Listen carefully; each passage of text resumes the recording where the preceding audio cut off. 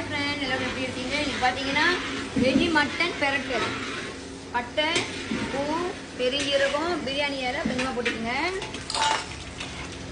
அதுக்கப்புறம் பார்த்தீங்கன்னா சின்ன வெங்காயம் நான் சின்னதாக நறுக்கி வச்சுருக்கிறேன், ஒரு பவுல் நிறையா. நல்லா வதங்கின பிறகு தான் இஞ்சி பூண்டு போடணும். ஓகே ஃப்ரெண்ட், வெங்காயம் நல்லா வதங்கிடுச்சு. கொஞ்சம் இஞ்சி பூண்டு நல்லா திக்காக அரைச்சிக்கோங்க.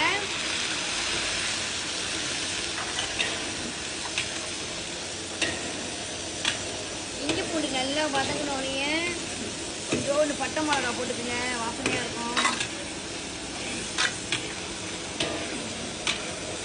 அதுக்கு அப்புறம் பார்த்தீங்கன்னா உரப்புக்கு ஊசி மிளகா வேண்டாது வந்து போடாதீங்க. உரப்பு ரொம்ப வேண்டாம்னா ஊசி மிளகா போடாதீங்க. ஓகே ஃப்ரெண்ட், பார்த்தீங்கன்னா நல்லா வதங்கிடுச்சு. கொஞ்சம் தக்காளி பழத்தை போட்டுருங்க. நான் ஒரு பெரிய பழம் எடுத்து வெட்டியிருக்கேன். ஓகே, இது வதங்கினோடனே நீங்கள் என்ன செய்யணும்? ஓகே, இது பார்த்தீங்கன்னா இறைச்சிக்கல் தூள். ஓகே ஃப்ரெண்ட், பார்த்தீங்கன்னா இறைச்சிக்கல் தூள் இந்த கரண்டியில் 3 கரண்டி போட்டிருக்கேன். இல்லைங்கய்யா. அப்படி பார்த்தீங்கன்னா அப்புறம் பார்த்தீங்கன்னா பட்டை மிளகாத்தூள், இது ஒரு வெஜ்ஜி எடுக்கிற சின்ன கரண்டி, 1 கரண்டி போட்டிருக்கேன். பட்டை மிளகாத்தூள், பாபாஸ் பட்டை மிளகாத்தூள், சில்லி பவுடர். இப்போ பார்த்தீங்கன்னா நான் வந்து இது அரை கரண்டி தான் எடுத்துக்கிறேன். மசாலா நீங்கள் போட்டுக்குங்க. மல்லித்தூள் 1 கரண்டி போட்டிருக்கேன். இதில் பாருங்க, மல்லித்தூள் 1 கரண்டி,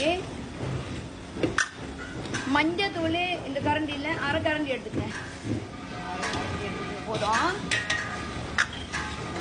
சிறுஞ்சீரகத்தூள் அரை கரண்டி, கொஞ்சமாக அரை கரண்டி கூட இல்லை, இன்னும் கொஞ்சம் குறைச்சிக்கங்க.